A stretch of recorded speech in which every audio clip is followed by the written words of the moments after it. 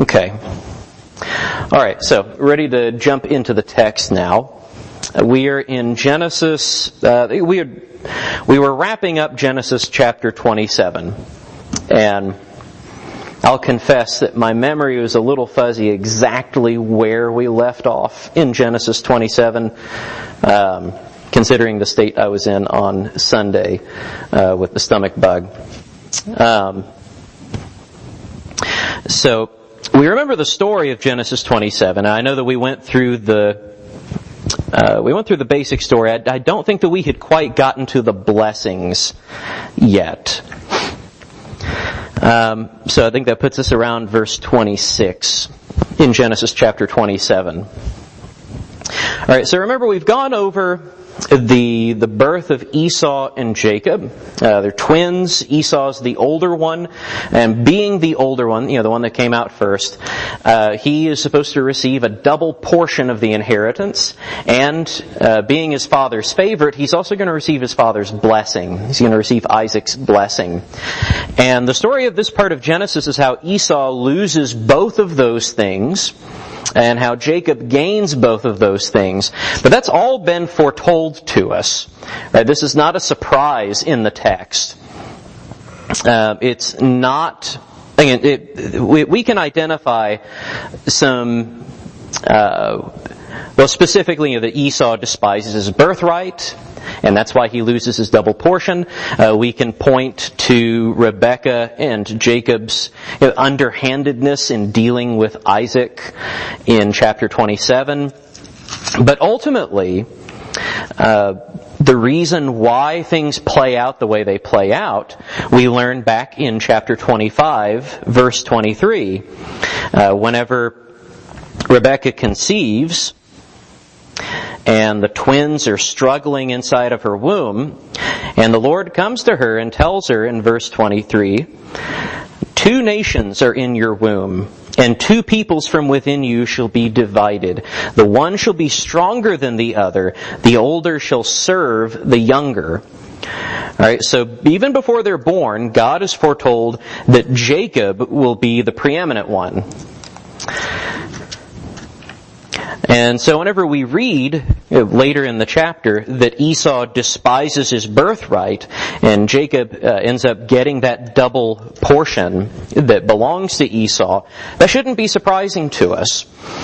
What should be surprising, perhaps, is whenever we get to chapter 27 and Isaac has decided that he is going to go ahead and offer his blessing to Esau and not to Jacob. Remember, part of the story is that Isaac and Rebekah are playing favorites. Isaac's favorite is Esau. And why? Y'all remember why Esau is Isaac's favorite? Yeah, because Isaac enjoys eating from the game that Esau hunts up. So Esau is a skillful hunter. He's skillful with the bow. He goes out and he hunts wild game, and apparently he's also an accomplished chef, such as they had in ancient Canaan. And he's good at preparing this game, and his father enjoys eating it.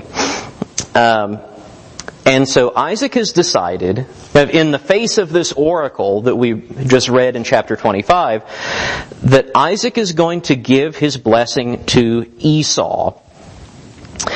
And over the course of the chapter, Rebekah and Jacob work this scheme against Isaac to get the blessing for Jacob. All right, so that starts us in chapter 27, verse 26.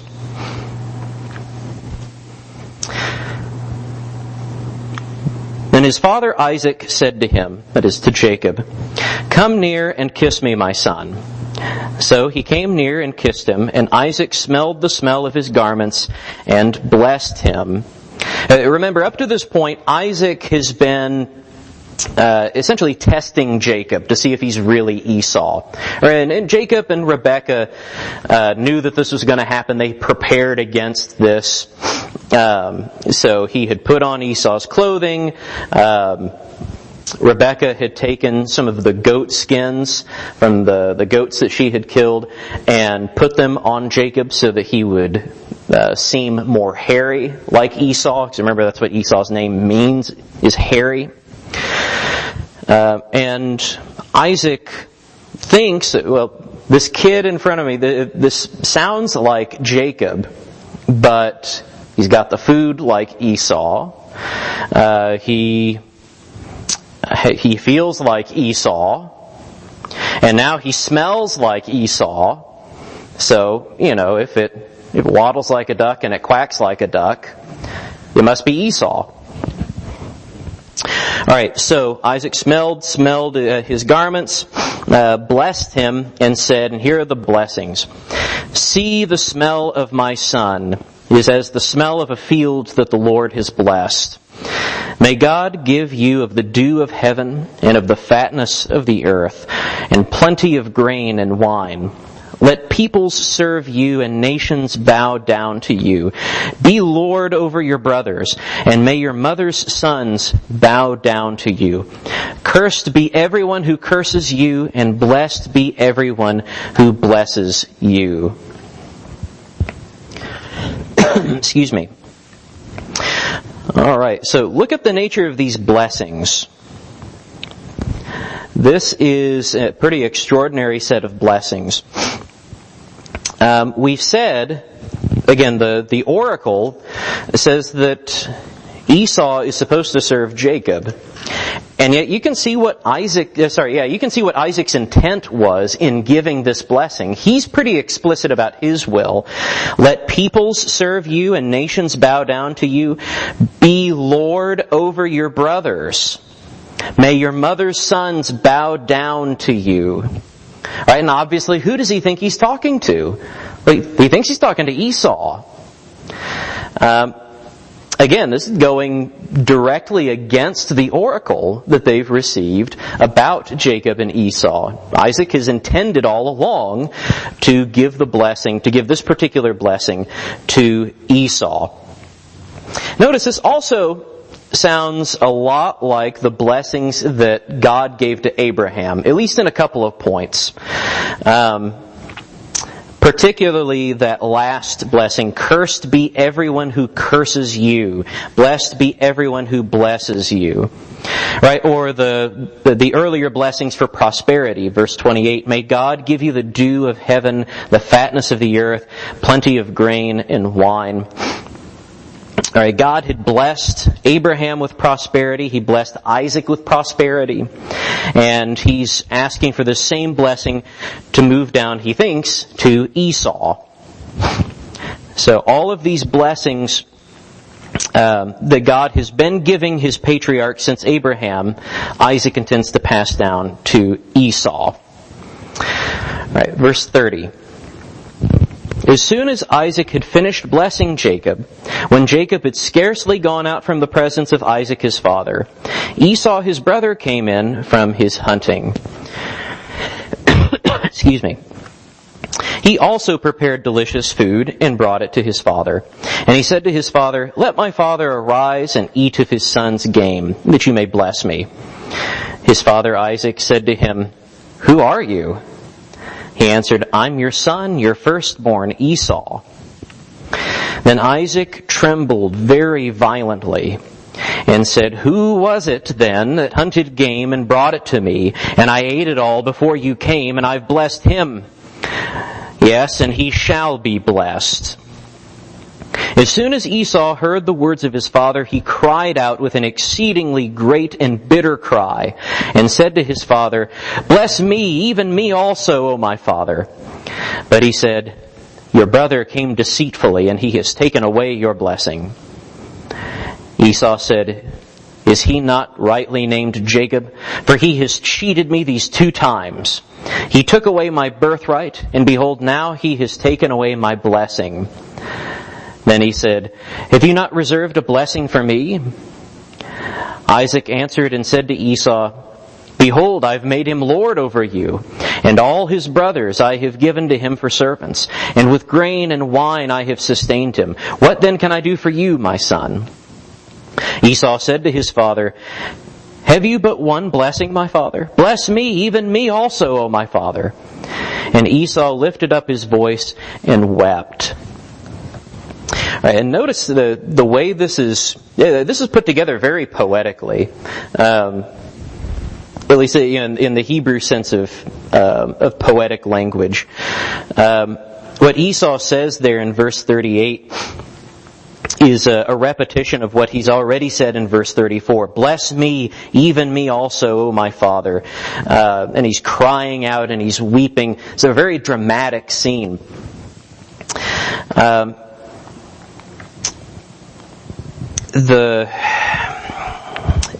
Actually, there's a lot that we could say about this. I want us to. I want us to focus on Isaac's response. All right, Esau, his reaction. If we look at this exchange as Esau calling out for also a blessing, and then ending with Esau calling out for also a blessing. The middle bit is Isaac's response to Esau. Your brother came deceitfully, verse 35. He has taken away your blessing. Or even before then, verse 33. Sorry, I was looking in the wrong place. Isaac trembled very violently. He said, who was it then that hunted game and brought it to me, and I ate it all before you came, and I have blessed him? Yes, and he shall be blessed. Notice that Isaac, I suppose if he wanted to, Isaac could have tried rescinding the blessing and saying, well, no, let's bless you instead, Esau. Let's straighten this out. But Isaac doesn't do that. Isaac's response, once he figures out what has happened, all right, and it's pretty clear, he figures out immediately what's going on. All right, that's what's going on at the beginning of verse 33. The language here, the way the Hebrew expresses things is kind of odd. It's something like he shook with a great shaking, or he quaked with a great quaking. Or it would sound really goofy in English, like he shook shookily, something like that. So you can imagine this very, very old man lying in bed, and he's just quaking, and he's clearly figured out what is going on. But once he's figured it out, he does not change course. He says, yes, he shall be blessed. Or later on in the conversation, he says, behold, I have made him Lord over you. Verse 37. I have made him Lord over you, and all his brothers I have given to him for servants. With grain and wine I have sustained him. What then can I do for you? My son.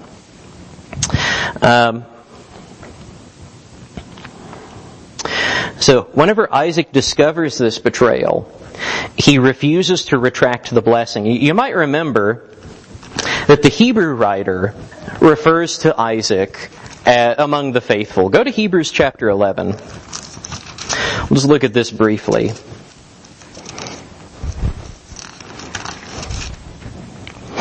Let's see, let me find the spot here.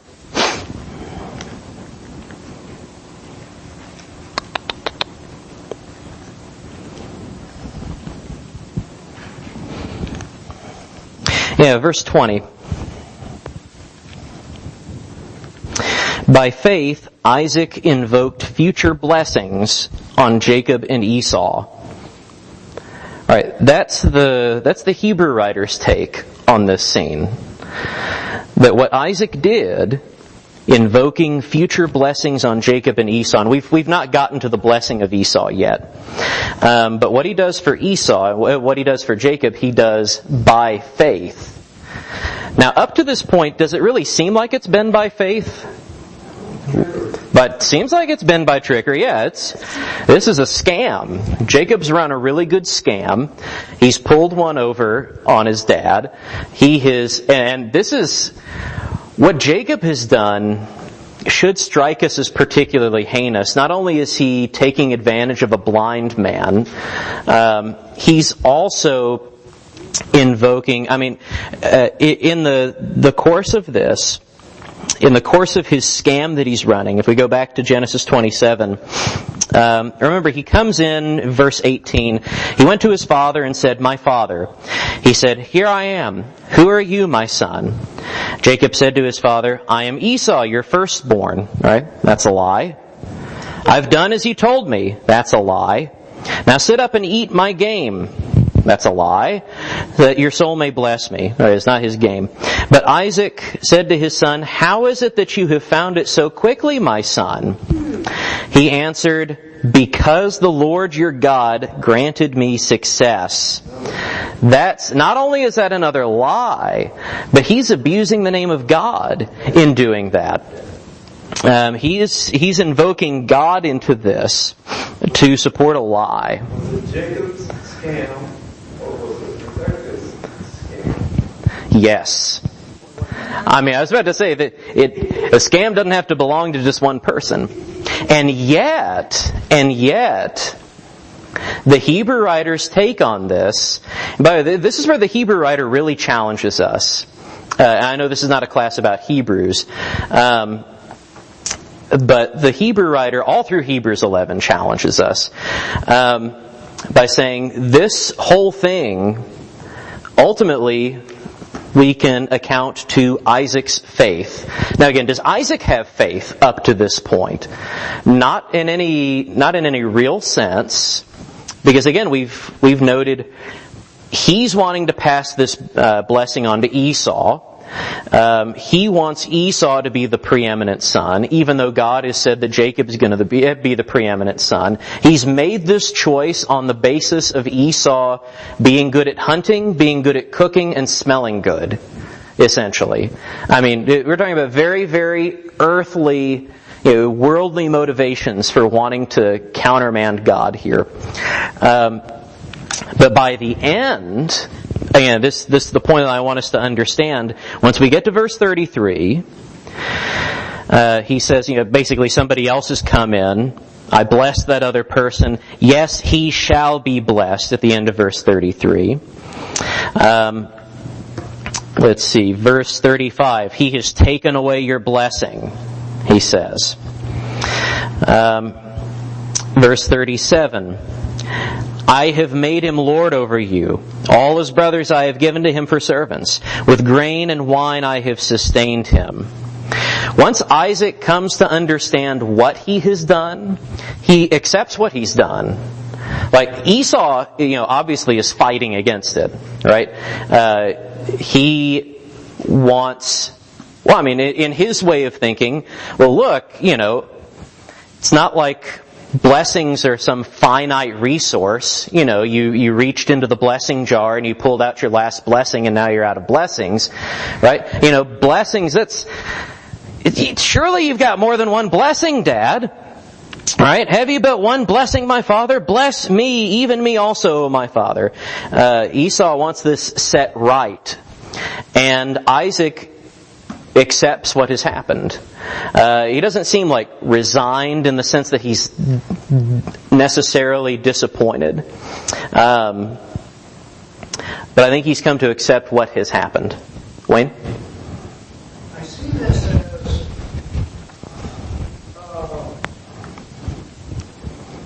the purpose of God. In other words, God's purposes before He didn't create the world. Yeah. And it doesn't matter at all, one bit, whether it was by scam or whatever else. Mm-hmm. Whether they burned, whatever, it doesn't matter. God's purpose is going to be done, regardless. And, mm-hmm. And this is going to happen. I see that as the faith. Mm-hmm. The faith that, like we have the faith mm-hmm. in the Church of Christ, the faith that we adhere to. Mm-hmm. this is the faith that this must be done. Mm-hmm. So therefore, Isaac had to go along with it. He knew it was the Lord's purpose. He had been told, the younger was going to, the older was going to serve the younger. Mm-hmm. That was it. So Right. he understood it to be the Lord's way, and so that be the way it was, and that be the way it was, and there was nothing he could do about it. Right. And in this event and in other events, God accomplishes His will through the bad actions of others. Right. We could even look at this as prefiguring even the Babylonian exile. That probably sounds weird. The prophet Habakkuk, remember, he comes before the Lord. This is late in Israel's history. So we're talking way, way down the road from where we're at in Genesis. The prophet Habakkuk comes before the Lord and he accuses Judah of its sins. Right? He says, God, your people, they're terrible. They're full of violence. Do something about this, God. Why are you letting this stand before you? And God's answer to Habakkuk is, I'm going to bring in the Chaldeans, right? The Babylonians. You're talking about Nebuchadnezzar. We're going to bring them in, and they're going to judge Judah. And Habakkuk's response to that was, God, what are you thinking? The Chaldeans are way worse. Right? You want to, I'm telling you the house is on fire, and you're wanting me to coat it with oil and throw a match on it. Right? What kind of answer is this? And God tells Habakkuk, look, I'm going to judge the Chaldeans too. Right? He tells Habakkuk that he's not trying to sanctify what the Chaldeans are doing, that he can use the Chaldeans to judge Judah. And that after they're done with that purpose, God's going to turn right around and judge the Chaldeans for their wrongdoing. Right? And similarly, God is able to reprove Isaac through what Rebekah and Jacob do. Right? And this is clearly like one of the most dysfunctional stories in the Bible. There are a lot of very, very dysfunctional stories in the Bible. Some of which we're going to get to very, very quickly here in Genesis. I mean, just wait till we get to Judah and Tamar. And we've read Lot and Lot's daughters. But this is extremely dysfunctional. Rebekah and Isaac they're warring against each other in this chapter. And there's, the lying, the trickery going on, taking God's name in vain and abusing it. And the text does not invite us to think that any of this behavior is being sanctified, is being made holy, right? That Jacob and Rebekah or Isaac were right in what they were doing. But by the end of the story, at least Isaac has figured out what's going on, and he accepts the reproof. He accepts that the Lord's will has been done in Jacob being blessed, and God accomplishes His purpose. Right? Jacob has the blessing, and Jacob has the double portion. So, and this is fairly consistent, by the way, with, you might remember the genealogy of Jesus at the beginning of Matthew, how it's absolutely full of the worst kind of scum on earth, including Jacob. We've got Rahab. There's, in the genealogy of our Lord Jesus, there is a prostitute. Right? That's scandalous. Right? But part of what Matthew is telling us is that the whole scheme of God's plan for bringing the Messiah into the world is working through really terrible, rotten sinners who ultimately come to faith. Right? That's Jacob's story. At this point, he's kind of rotten, but we're going to watch him come to faith. Remember the way that Jacob refers to God. Right? The Lord, your God, granted me success, he says to Isaac. He doesn't own the Lord as his own. Okay, so let's come back around to where we are in the text. Alright, Esau's crying about it. Big, tough, hairy man. He's crying like a baby. Verse 39. Then Isaac, his father, answered and said to him, Behold, and this is Isaac's blessing on Esau, by the way, that the Hebrew writer tells us is given by faith. Behold, away from the fatness of the earth shall your dwelling be, and away from the dew of heaven on high. Right, this is the polar opposite of what he's told Jacob. May God give you the dew of heaven and of the fatness of the earth, in plenty of grain and wine. He tells that to Jacob. To Esau, he says, Behold, away from the fatness of the earth shall your dwelling be, and away from the dew of heaven on high. By your sword you shall live, and you shall serve your brother. But when you grow restless, you shall break his yoke from your neck. All right, and this basically foretells the story of Edom. Right, Esau is the father of the Edomites, and Edom, I should have brought the map up with me. They live very close by Israel, close by the Promised Land, but the land that they inhabit is not nearly as fertile and productive as the Promised Land. And for a big chunk of Israel's history, Edom serves Israel as a vassal state. Until much later on in Israel's history, Edom revolts several times. Israel's always able to get them back under their thumb. And until close to the end of Israel's history, Edom is finally able to throw off Israel's yoke for good. And here, God is foretelling that whole pattern of their history way, way in advance of it happening. Many centuries in advance of it happening. All right, and this is the blessing that Isaac is giving to Esau. Really the best thing that he says in this entire blessing is, you shall live, right? But it's by the sword, right? It's going to be by violence that you live. And you'll eventually break the yoke of your brother from your neck. You'll eventually be free, and you will live, but it's not going to be great. Okay. So that gets us down to the end of the chapter. Now Esau hated Jacob because of the blessing with which his father had blessed him. And Esau said to himself, The days of mourning for my father are approaching. This is what Isaac has said of himself. He doesn't know how long he's going to live. He says, I'm old, I don't know the day of my death, at the beginning of the chapter. Esau parrots that here. Let's see. The days of mourning for my father are approaching. Then I will kill my brother Jacob. Exactly like Cain and Abel. Yeah, remember there's that parallel that Moses has suggested to us already back in chapter 25 and verse 27. When the boys grew up, Esau was a skillful hunter, a man of the field, while Jacob was a quiet man dwelling in tents. That kind of contrast between the brothers that we noted only otherwise occurs in talking about Cain and Abel. So here that comparison is being fulfilled. Esau is now plotting and scheming as Cain had schemed to kill his brother. But the words of Esau, her older son, were told to Rebekah. Alright, so Esau's like Cain, just less skillful about it. He's kind of a dolt. So she sent and called Jacob, her younger son, and said to him, Behold, your brother Esau comforts himself about you by planning to kill you.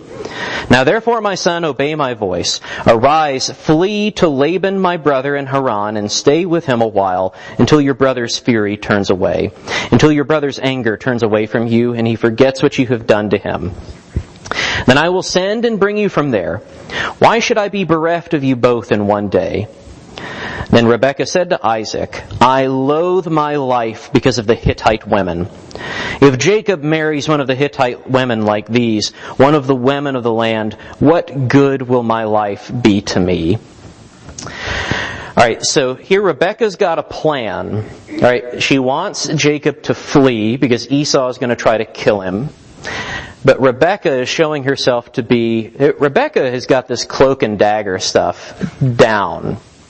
Because at the end of chapter 26, Moses tells us that Esau marries a couple of Hittite women, and they made life bitter for Isaac and Rebekah. All right, this is not just a Rebekah problem, it's also an Isaac problem. And Rebekah takes this problem and leverages it at the end of chapter 27. I loathe my life because of the Hittite women. If Jacob marries one of the Hittite women like these, one of the women of the land, what good will my life be to me?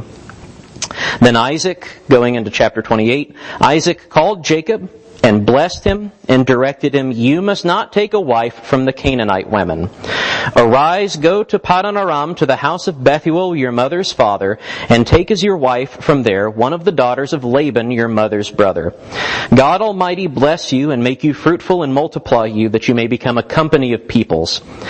May He give the blessing of Abraham to you and to your offspring with you, that you may take possession of the land of your sojournings that God gave to Abraham. Thus Isaac sent Jacob away, and he went to Paddan Aram, to Laban, the son of Bethuel the Aramean, the brother of Rebekah, Jacob's and Esau's mother. Alright, so Rebekah is able to get Jacob sent away to Haran, away from Esau, so that Jacob will be safe. And how does she accomplish it? By getting Isaac to do it. By complaining to Isaac, look, if Jacob marries one of these Hittite women, I might as well be dead. What good is my life to me? Right? Some well-placed wifely nagging. Because we all know it works. We all know it works. And it certainly worked here in this case. For the better. Isaac, Rebekah doesn't do anything from this point on. Isaac called Jacob and directed him to go and to take a wife from the household of Laban. Alright, so very skillful move on Rebekah's part here. But then Isaac, again, continuing this idea that Isaac is being more faithful than he hitherto had been, Isaac blesses Jacob again. Except here at the beginning of chapter 28, what's the key difference? Right, Isaac blesses Jacob at the beginning of chapter 28.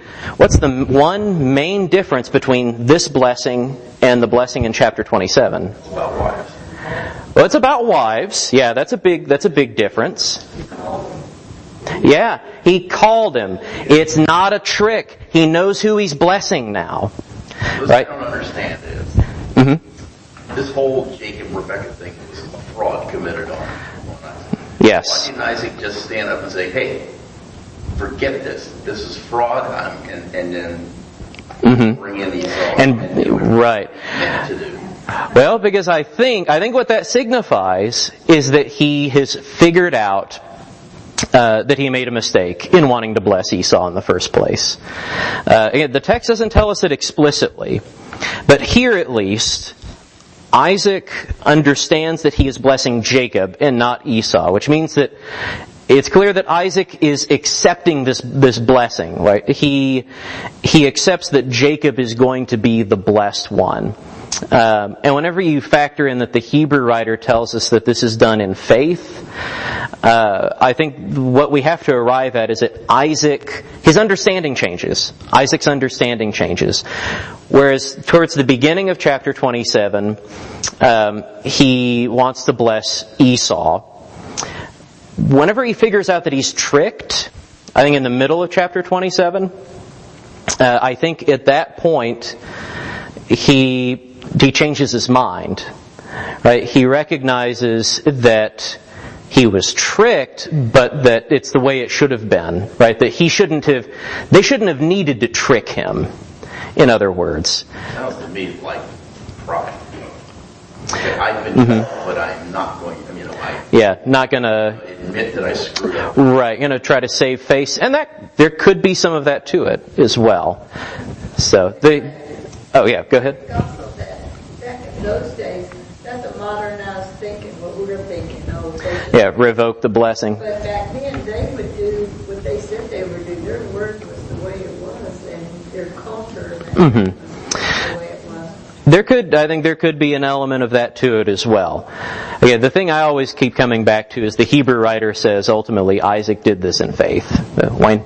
I think what the explanation here is that Isaac realizes what the Lord Lord had already told him. Right. He told him that He essentially comes to his senses. he just comes, he realizes, this is the way the Lord's going to make it, and this is the way it's Right. going to be. There's nothing I can do about it. Right. He accepts it and goes along with it. Yeah. And trying to change it.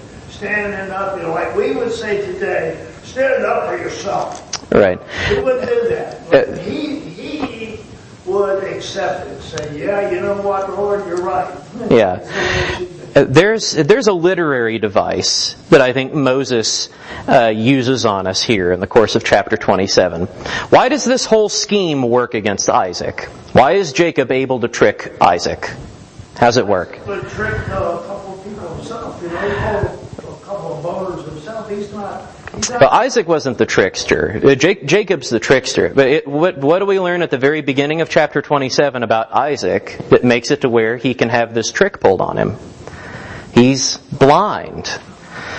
Alright, this is a basic literature technique. If you're ever reading a story and somebody is blind, like literally, physically blind, wait for them to be morally or spiritually blind also.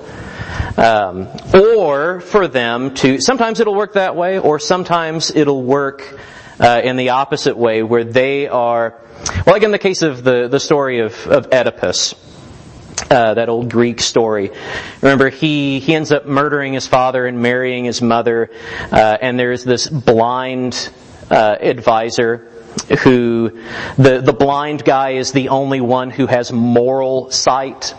Right? In literature, if somebody is blind physically, it means they're either inevitably going to be very morally blind or morally the only clear-sighted people in the room. Right? There's no in-between with physically blind people in literature. And I think Moses is doing that to us here. He shows us Isaac's physical blindness as a way to cue us in to his moral blindness. And over the course of the chapter, his eyes are opened. Right? In both senses. Like, it's not that he becomes physically sighted. It's his eyes are opened in the sense that he realizes he's been tricked. Right? His eyes are opened in that sense. But they're also opened in the additional sense that he realizes he's made a mistake. That he has been morally blind to God's intention for his family, if that makes sense. Okay. Wayne, last comment, and then we gotta wrap it up. But to me, I tried to pull one over Abimelech. Oh, on Abimelech, yeah. What I'm saying, Oh, okay. He's already done that twice now. Right. So now the chicken This is, on the roost. yeah. Consider, we've seen that from Abraham, we've seen it from Isaac. Yeah. We got, this is the way the Lord wants it, and I can't do it. Right. He just has to accept it. Yeah. All right. So that brings us up to kind of the end of this whole affair. I tell you, let's get verses 6 through 9 real quick. We won't comment on them really, but just get these last few verses so we can start fresh on Sunday with a new section. Now Esau saw that Isaac had blessed Jacob and sent him away to Paddan Aram to take a wife from there, and that as he blessed him, he directed him, "You must not take a wife from the Canaanite women," and that Jacob had obeyed his father and his mother, and had gone to Paddan Aram. Alright, this is a stroke of brilliance on Esau's part. He is observing what's going on around him, probably for the first time in his life. He's paying attention to what is going on, and he is adding 2 and 2 together. He sees the blessing. He sees the instructions. He sees Jacob's obedience. We're ready for a big move. So, when Esau saw that the Canaanite women did not please Isaac his father, Esau went to Ishmael and took as his wife, besides the wives that he had, Mahalath, the daughter of Ishmael, Abraham's son, the sister of Nebaioth. Alright, so Esau's moment of brilliance kind of fizzles out there in the end. And now he has 3 wives, and 2 of them are pagans, and one of them is from a family that is cursed to always be striving against Esau's own family. So Esau is still kind of an imbecile. Alright, thank you so much for your kind attention. and your questions and comments this evening.